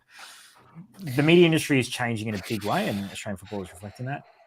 Is that to the detriment of Australian football? Is that to the benefit of Australian football? What will we see? And I feel a few people have their hands up, but I've got a Joey because he has it most prominently up. I think the answer to that is harkening back to the thing, two things can be true at once. In the sense that the shake-up of the media landscape is fantastic, is because it gives scope for a broader set of voices to initially emerge. Whereas previously, in more traditional media times, there would be one individual, one football reporter that would get along to games, write it up. They would be entrenched in that position, and because of the internet didn't exist, podcast didn't exist, effectively there was a privileged few that would be able to give their opinions on the game in a manner that extended beyond their mates down the pub or the other dads at a football training session. So that's fantastic. It gives scope for new voices to emerge. I mean, most of the people on in this podcast, I don't think any of us got our first gigs in a paid format and cadetship, stuff like that. It enables voices to emerge.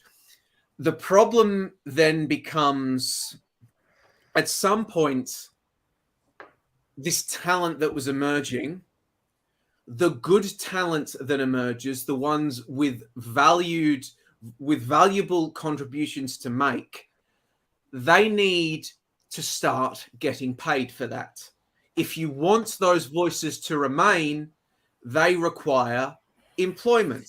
They need to be able to sustain themselves, because good football takes do not put food on the table. You can't eat good football. Well, actually, no. Good football takes should be able to put food on the table. You cannot eat good football takes. I cannot go to my landlord and offer them a breakdown of the Socceroos 11-game winning streak in exchange for them letting me live in my house for another month. You need cash for that.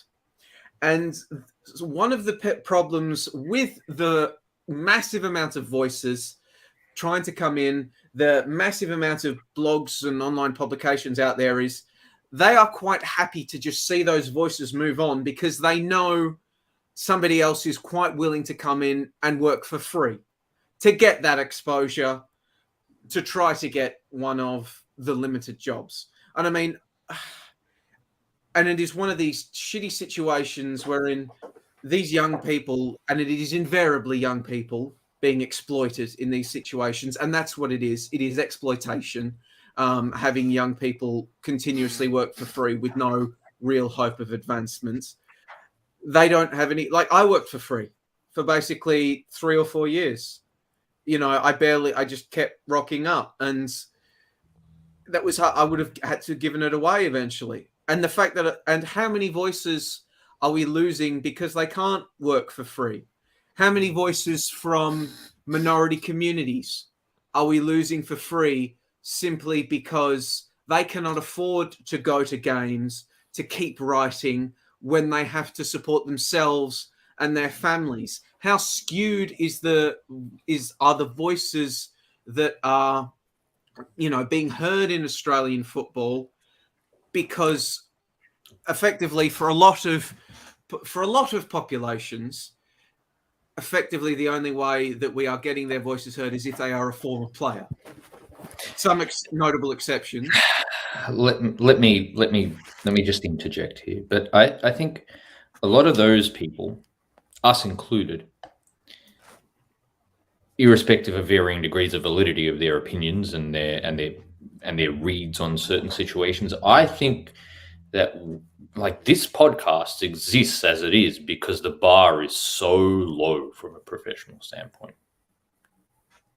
And that's the point I come back to.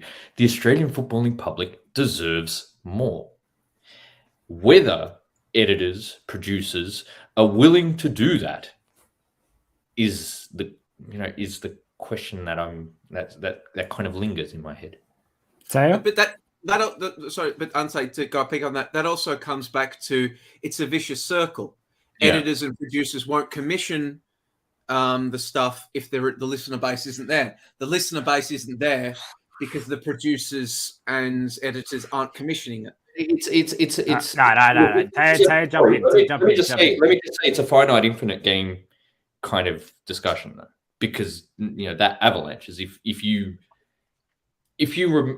retain the bar that low, but because it's financially viable, like, it doesn't matter. People are going to walk away because, you know, they're not getting what they want. You two chatting is an infinite circle. Teo, give me a So as the guy who's gonna say in my day, I think, you know, yes, attitudes towards volunteering have completely changed from when I did stuff for years and years, not just for free, but kind of paid to platform myself. But I've seen the value it can have. Like, Anne O'Dong now works for the FFA, so she's kind of out of the public discourse because she's inside the tent. But her work starting and growing the women's game is, I don't think that I get to where I am without being able to collaborate, not so much contributing to the site, but just feeding off the work and the intel that she had and she built, because it was a magnet to that community to bring more people in. I've seen the incarnations of various sites that cover NPL to varying degrees of success. I always go back to, you know, the war between Corner Flag and M Football back in the mid 2010s, you know, and that still spawned a lot of people that went on to either work in the media but not in football media, or, you know, to an extent work in football media. I think itself is a problem. Like, the inevitability comes that these people have to sell out, and they know. Yes, but by the same token, I mean, we can reminisce about those brands, all three of which now are non-existent. But I think the thing is that, social media allows you to personally brand, and there are still people with a following and with respect. They aren't paid for their thoughts. Maybe they're perfectly happy to give them away for free. And look, it's tough in the sense that because I came through in a similar way to the people who were perfectly fine with turning up to games for nothing, or even occasionally paying people out of my own pocket to turn up and sit next to me to commentate a game, happened more than a few times.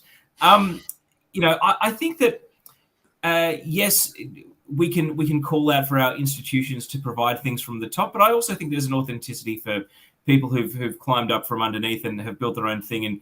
And yes, when they inevitably get the shine of ending up on a brand platform, that's great for them. And maybe that's what keeps their voice around. But by the same token, I think people have had to improvise and leave football in order to keep a presence in the media and to get paid. And then that essentially leaves them as amateur analysts. I mean, I think there'd be a counter argument out there that some people would say there's too many voices, and what we need is to hone. This is not my argument, but I think there'd be some people who would say we need to funnel more of our attention into the limited sources that exist so that their numbers can boost and we're not as fragmented. But the horse has bolted on that. The fragmentation is something we're going to have to live with because it's not going to change. And the other thing is, so few people, you say it's an incestuous industry, but so few people know each other, because one of the regular conversations that I have in the group chats, whether it's the TNC one or different football ones, is screenshot of someone's Instagram or Twitter profile and does anyone know this person?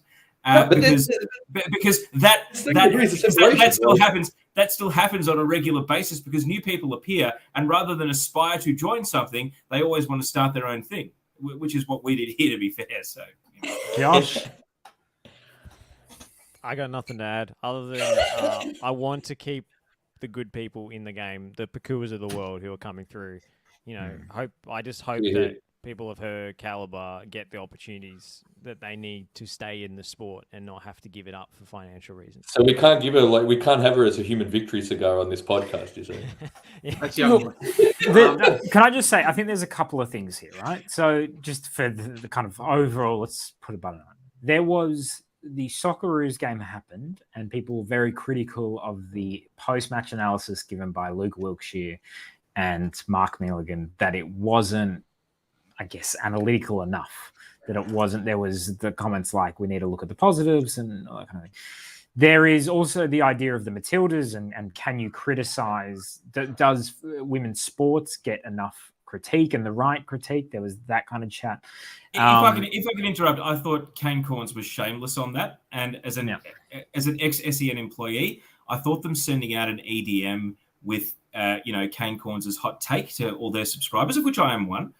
I thought that was kind of I thought that was the worst kind of clickbait, to be honest. Because I thought that was an invitation for the bad actors to come out and just have a whack, right? Because if you think there's not enough serious critical analysis of women's sport, then critically analyze the sport that you want to talk about. Don't talk about the meta issue. Get a guest on. Talk about the issue that's in front of you. And if it's Kane Corns, it's going to be AFLW, right? Or I don't know if he was weighing in on the cricket as well. But, I mean, you're literally a radio station. You have the ability to platform people to have these discussions. Rather than talk about the meta, talk about the minor. One thing I'd just like to add, which, I don't know, it's interesting that maybe this plays into it, maybe it doesn't. And this is like a little personal gripe of mine, and maybe I'm getting a little bit old man as I get older, but there's a lot of A-League clubs right now referring to themselves on social media as admin will do this, admin da-da-da. The latest example being Melbourne Victory won the FFA Cup last night, and there's the admin will chug a glass of milk or something, a litre of milk in the thing. Admin, if he gets a set amount of likes, and people love it. Like, I was looking at the comments, people love it. They were quoting, "Oh my god, how good is this? Oh my god, this is why I love the club." Blah, blah, blah. To me, it's like the dumbest thing in the world. Like, and no disrespect to the guy who was the admin or the girl who's the admin. I don't know who it is, but I personally just want my A-League clubs or my sporting teams in general to provide information. It's weird to me when they have this kind of like cult-like personality focusing on the person behind the keyboard. That to me is such a strange thing for the club to do, but it seems to get engagement, which is what they're trying to do. It seems to work. So maybe this will be actually picked up by other teams. I just personally, it feels very weird to me. And it's not just happening in the A-League, it's happening worldwide. Well, I think it is noticeable, though, that it looks like it's a thing of the APL. It started after the proper separation, the APL coming in talking about their younger market, and there has been a distinct transition towards varying degrees of banter amongst the various pages. Some are better at it, are better at what they are trying to accomplish than others. Listen, I think that ship has sailed.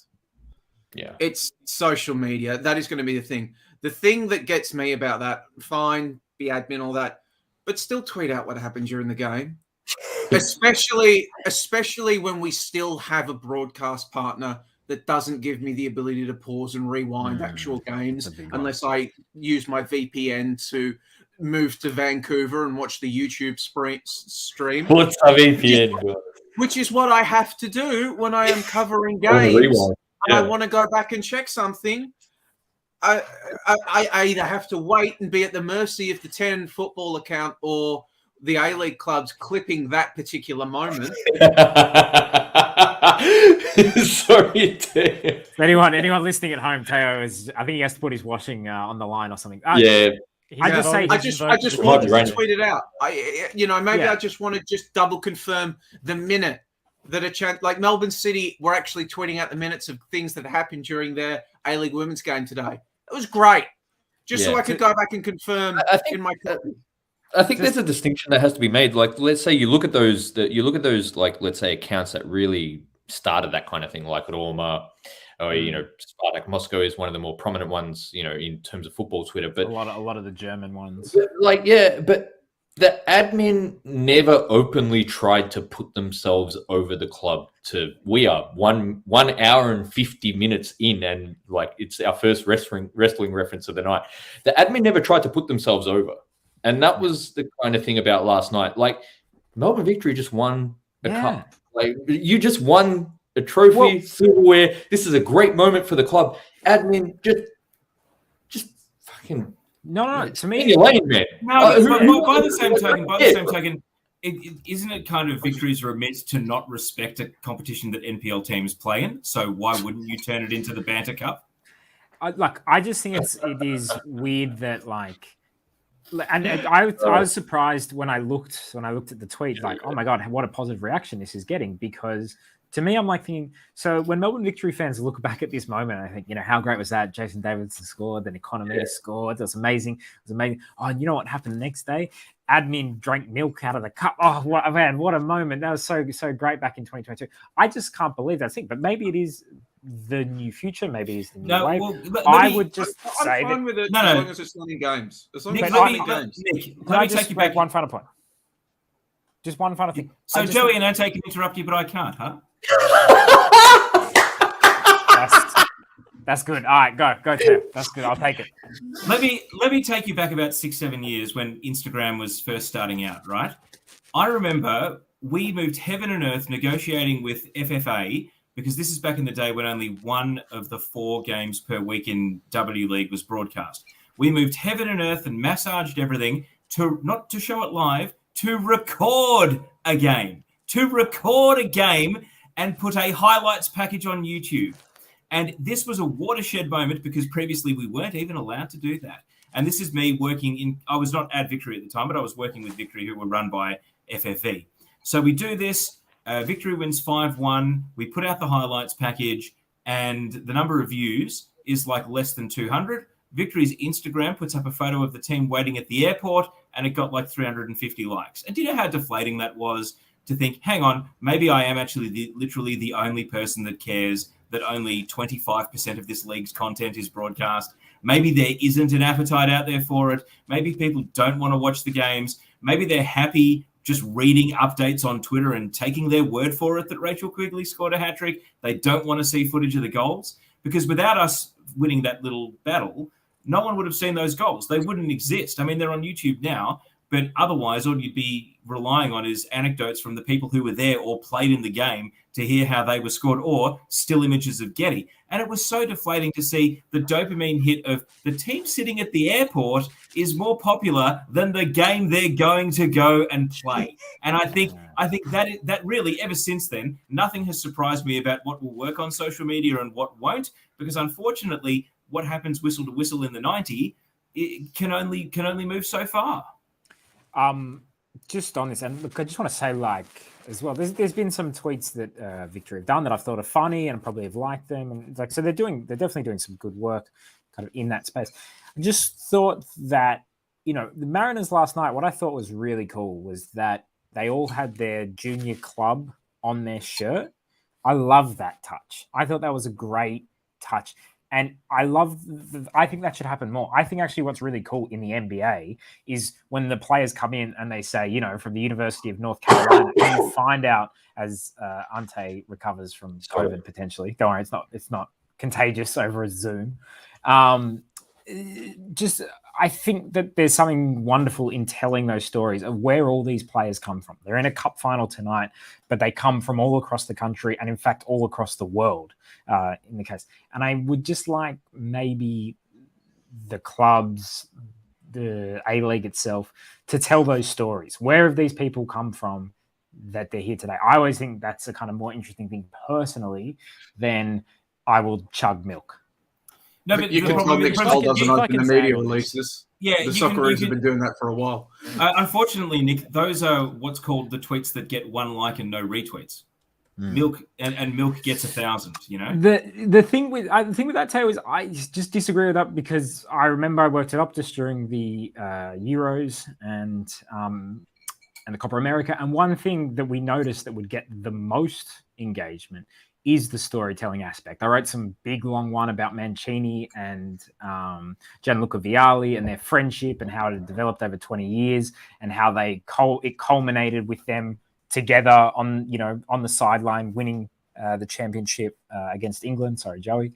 I just think there's a storytelling aspect that people can resonate with that maybe we don't do enough of in the A-League. And I think when I do hear people's stories, I feel it makes me much more connected. No, but your problem is it's a false equivalence comparing the Euros to the A-League as well, because again, not to cast Euro snobs as the enemy in this conversation, but it's a matter of if it's the name, if it's the NRI of Mancini and Vialli, you've already won. Because the NRI is so much higher than the highest profile player that we've got here. Look, I think there's merit to what you say as well, but it's also something that I have heard repeatedly from different people from a different generation, higher positions of authority. The whole "we need to tell our stories better" thing is perhaps the refrain of every incoming sort of authority figure to their media department, whether it's a club, whether it's a federation, whether it's anywhere.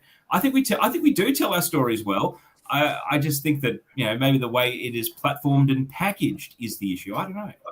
Yeah, Joey. Josh, go first, and then I'm going to disagree with Teo. Yeah, but isn't the point here that we were talking before about MacArthur being a tree falls in a forest kind of situation? The problem that our league has, the A-League, is that not enough people care about it, not enough people engage with it. So if it's memes on Twitter that people are engaging with, that's the battle of the attention economy that you're waging. So I don't really have a problem with Melbourne Victory's admin sculling a litre of milk out of the FFA Cup. It's fine. What kind of attention do you want? Maybe that's not what everybody's into, but certainly it got them traction, and the A-League desperately needs eyeballs, and they need to be able to say, Melbourne Victory need to be able to say to a sponsor, we got this many impressions on our tweets this month. Your sponsored tweet will no doubt do just as well, even though we know it won't. Joey? Yes, as I get unmuted, so you all know that rustling isn't me eating, whatever it is, lies and slander. I'm going to disagree. That makes no sense to the audience. They don't see the chat that's on the side. Inside jokes, it's what you come to TNC for. I'm going to disagree with Teo in the sense that there isn't an appetite on the local scene for these stories.